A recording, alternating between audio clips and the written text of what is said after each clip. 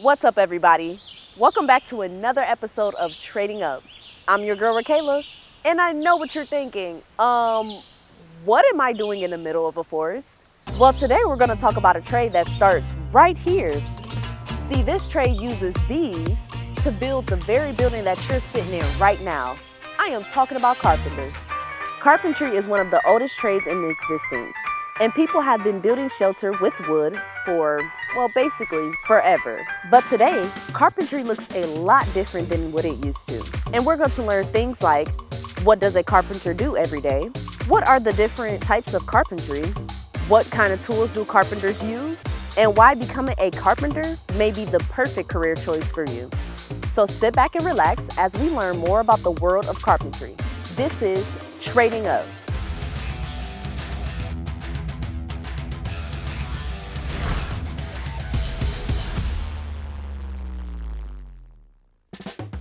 Welcome back, everyone.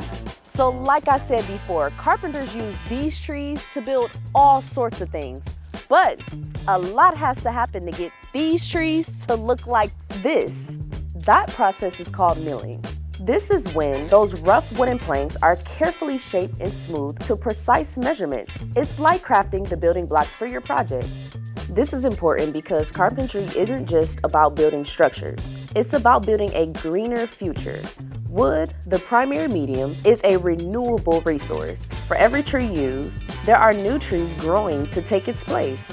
This cycle of planting and harvesting ensures that carpenters aren't just creating stunning designs, but they're nurturing the environment too.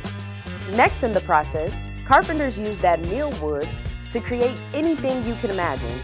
From chairs all the way to skyscrapers, carpenters play a role in everything big and small. In order to build all those things, carpenters use a wide range of tools. One of the most important being a saw. Not just one saw, but like a lot of saws. A table saw, a bandsaw, a circular saw, a miter saw, a jigsaw, or even a handsaw, just to name a few. And having the right tool for the job is just half the battle. Imagine a painter without a brush, or a chef without a knife. Tools are a carpenter's best friend. But aside from all the awesome tools you get to use, why should you consider carpentry as a career? Well, for starters, this is a trade that's in high demand right now. For every 10 carpenters that are retiring, there are only 2 new ones entering the workforce. That is a big gap, but also a huge opportunity for young carpenters. Did you know, on average, carpenters in Northwest Ohio make $33 an hour? That's over $70,000 a year. Plus, a carpenter's day is never the same. One day you might be framing walls and installing windows for a new house. And the next day, you could be crafting intricate designs for custom furniture. This just isn't some run-of-the-mill job. It's a chance to shape the very world you live in. So we're gonna take a quick break, but don't you go anywhere, because when we come back, we're gonna talk to some seasoned carpenters and see what they have to say about working in the field. You're watching Trading Up on Beacon. Welcome to Trading Up Trivia. I'm James Darnell with Toledo Refining Company. Oil is measured in barrels, which is equal to about how many U.S. gallons? A, 52, B, 42, C, 83. Sit tight and we'll have your answers right after the break. Trading Up Trivia is brought to you by the Toledo Refining Company, fueling progress since 1895.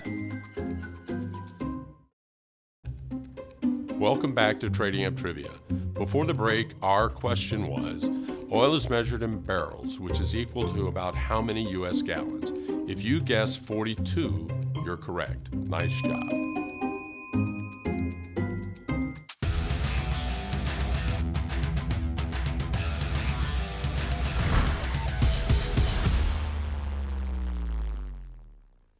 Trading Up is brought to you by Piercings by Caitlin, voted best in Toledo 4 years in a row. Check our website for monthly deals at piercingsbycaitlin.com.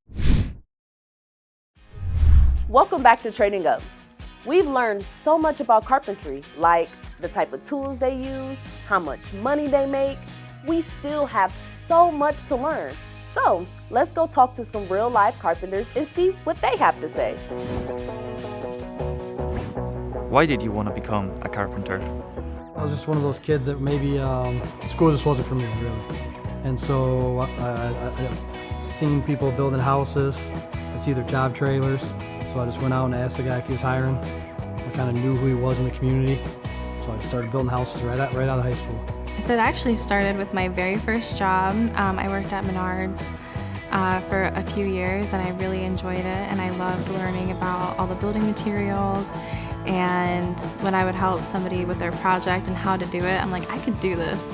About a year or so in, I realized that it was something that I really wanted to do instead of going to college, and I can achieve the same goals by just becoming a carpenter, becoming a journeyman, and then becoming a superintendent with experience instead of going through school. First of all, I like that because you can build stuff. You feel proud of yourself. You're doing something that other people can use. My dad used to, he was like a plumber, so I kind of got into framing. Go to houses and stuff, pass through the house. I'm like, feel proud that I built that I work in there. That was part of the reason why I keep doing it. What do you do every day on your job? You could do finish trim, you can do door hardware, you can do metal and wood framing, you can do drywall. Started to learn how to do metal building panels, which they're insulated, so always getting something new. So You basically just perform the task of whatever job you're on. It's going to be a carpenter task. It's going to be setting door frames, building walls, and then it moves into finished carpentry. Healthcare facilities sometimes have different finishes too. You kind of work your way up as you're going. You know, you start off on all the rough stuff, and then you work your way up into other tasks that are more specific. There's no day that is the same, ever. Even if you're doing the same task, like you're installing the same material, it's never the same. It's always a different measurement. It's always a different room. You're never in the same spot. When you walk into a room and you see all the finishes, aside from the mechanicals like electrical, HVAC and stuff like that, we don't do that, but like all the finishes, that's all carpentry. What kind of tools do you need to do your job? As a carpenter, we use many tools. I know my tool pouch always has a speed square, a hammer, a pair of Kleins, some snips, and then other days we're using our power tools, which always includes an impact. on any given day that we use circular saws, miter saws, which are for trim. The speaker company that I work for is, we do everything. So pretty much we get any tool you see out there on the road. Well, first of all, you gotta have your hammer. That's your most important tool.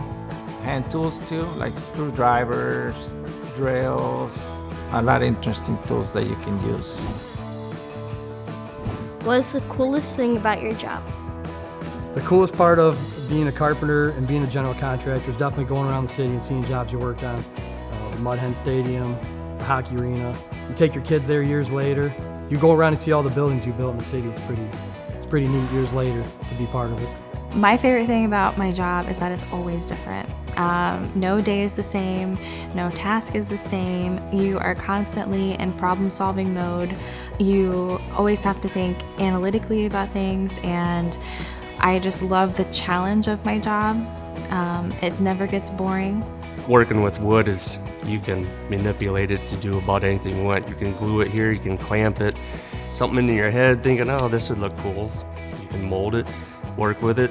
I enjoy the smell of it. You cut certain woods and you're like, oh man, that's cherry, or that's apple wood, or I guess if you're a person that enjoys working with your hands and creating something new every day, this career could be very gratifying. What keeps you coming back every day? One of them is my family, because I gotta provide for them. The other is because I love my job. I treat it not as a job, but it's kind of like a trade, like a hobby. That's pretty much what keeps me going. I think what keeps me coming back every day is the job itself. I thoroughly enjoy being a carpenter. I love my job, and it pays really well. That's a perk too. I've got great relationships with the people that I work with. Well, of course, it's the paycheck. It's the paycheck. You got to work. You just kind of becomes who you are. It's like someone playing sports or something. It's like I build things, Between that and making a living, and it just becomes who you are. Pride of showing, the next person like, wow, I was part of that. Because a lot of people are like, man, that building's really nice. Who did that? Well, I helped do that. So I guess that's a sense of pride of you're contributing to your surrounding communities and making buildings better for maybe the upcoming future. Whoa, they really know their stuff. There's a lot about carpentry that I didn't know about. Could you imagine driving by buildings and saying, hey, I built that? We're gonna take a quick break, but when we come back, I get to get in the workshop and build something. So don't you go anywhere. You're watching Trading Up on BCAN. Hey there, I'm Kyle Dockery with your Sheet Metal Workers, Local 33, and this is your safety tip of the day. Ladders deserve respect. Use a ladder only when necessary, and if you must use a ladder, make sure you choose the right ladder for the job and that you are properly trained. Keep the ladder on level ground. Inspect it regularly and avoid overloading. If you're using a ladder to access a roof, make sure to extend the ladder 3 rungs above the roof edge and secure it to the structure. Ladders are a tool, and if not respected, can lead to a serious fall injury. Thanks for joining me, and remember, always stay safe. This Trading Up safety tip is brought to you by Smart Local 33.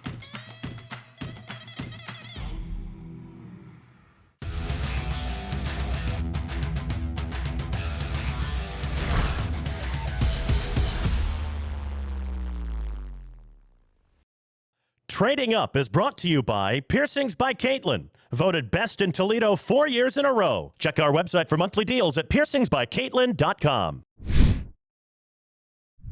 Welcome back to Trading Up. I'm your girl Rickayla, and we're here at Inspired Lumber Workshop, where we get to get our hands dirty, we get to build something, and this is my favorite part of the show. So let's go.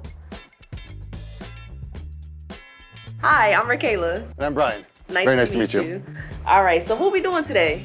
Today we're going to be building one of these toolboxes. It's one of the classes that we have for our beginner classes. We have a very popular Introductory to Power Tools for Women class taught by a woman, and this is one that was built by my wife in one of those classes. Okay, this is cool. So what type of tools do you use to build that?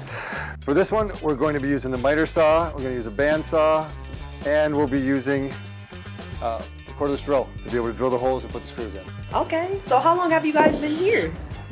We've been open for about 3 months now. Okay. It's been about a year-long process of getting the place open and getting everything up and working, and we're very happy to be open. So what's the average numbers you will say like people come in to do the class?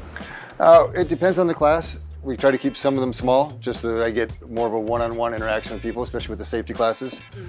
For the cutting board classes, we'll take on 6 people in there. For some of the chair classes, we'll max out at about 6 people also, just because of space and having the instructor be able to work with all the students. We'll go over the different safety procedures on each of the machines as we use them. Safety first, safety glasses, and just watch out for other people using the machines. All right, so let's get started. You got it. So we need to measure off 14 inches on here. And when we do this, when I make my cut, I make it right on that pencil mark, and I'll have a full 14 inches on that side of the blade instead of cutting it and making it just a little bit short. This here's a miter saw. It is a compound miter saw. It slides back and forth as well as going up and down. When you use it, there are a couple things to remember. You got to hold on to it, hold it down and against the wall with one hand. With the other hand, you come down with it and then back over the piece. You want to let the blade come to a stop before you pick it up. Gotcha. And that's just to keep it from catching any of the loose material that's behind the saw blade. So whenever you're using a machine like this, you want to make sure that it's at 0.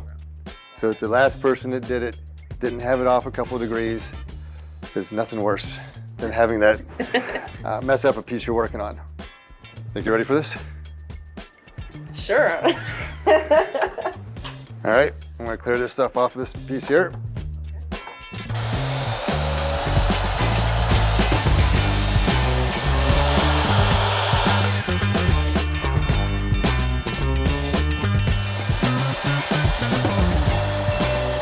Excellent. Now that we have our pieces cut out, what's next? Now we move over to the bandsaw to cut out the side pieces. Ooh, sounds exciting. Let's go. All right, so now that we're on to our next tool, what's the safety requirements for this one? This one's a bandsaw, and it's not too dangerous to use. We have a big guide here, and when we put the piece of material in here, we want to make sure that it's just above where the rollers are. The rollers are not for the wood, they're for the blade itself. The only part that really comes into consideration here is when it comes through at the very end, when you finish cutting through, it's going to give a little bit, so you just want to be able to be aware and be ready for that. Okay, I'm going to do the first cut. That way you can see how it's done and do the next ones.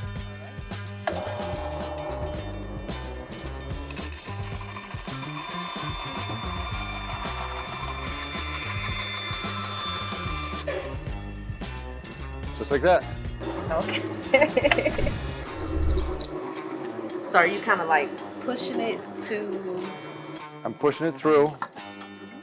As it goes through the blade, I'm just guiding it along that line. And just easing it through at a consistent pace. So let's try to do it on that line now. Okay.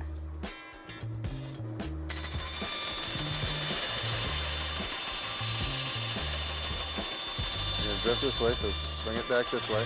There you go. All right, so now that we have all our pieces from cutting them on the bandsaw, what's next? Now we've got to put it together. We're going to be using the cordless drill and the impact driver. All right, let's go.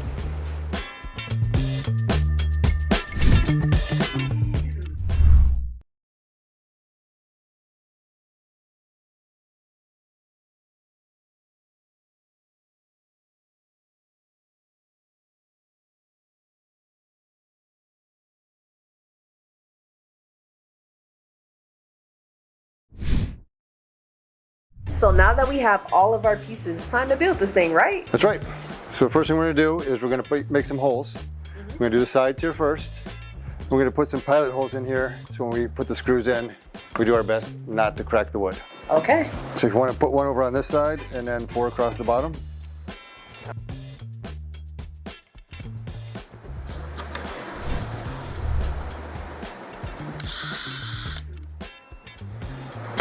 So how long have you been doing this?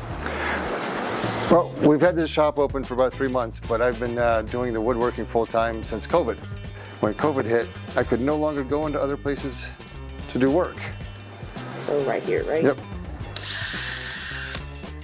So I worked out of my garage. It came to a point where I needed bigger tools and more space to get things done. So what was your first project?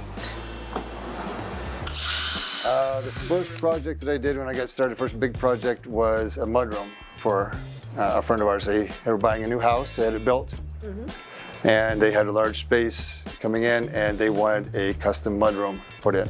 She had some ideas she wanted, but everything she had was much larger than all the pictures and images she had, so it all had to be custom made and set up and put in there, and it turned out great. Okay. All right, so now that we have all these holes drilled, what's next? Now I've got some screws. We're going to use 1 1/4 inch screws, and we're going to attach these pieces. So I'm going to do the holding on this. We can actually put these screws in here and start them up.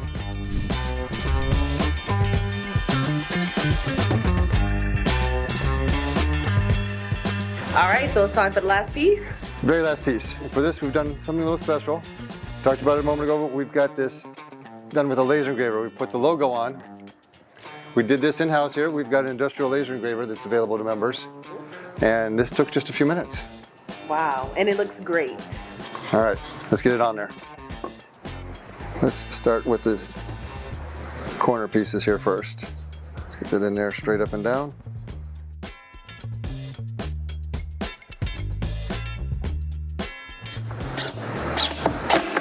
All right, so we got the last Excellent work. one. Wow. There you go. You've made your own toolbox. That's right. So thank you so much. No problem. You did a great job. This is awesome. Thank you again. How did I do? Did excellent, especially for your very first time. Well, that's good. Well, it was nice meeting you. Very nice meeting you too. And thank you so much again. Wow, that was amazing. Huge shout out to Brian and the Inspire Lumber Workshop, where we learned how to build this pretty cool toolbox, right? Only build it in a day. Think about what you can build if you became a carpenter. We've learned so many things, so many safety tips, so many tools, and how to use them properly. And we also learned little things about carpentry. So, thank you for watching Trading Up, and see you next time. UA Local 50 plumbers, steam fitters, and service mechanics, in partnership with the Mechanical Contractors Association of Northwest Ohio, is a proud partner of Trading Up.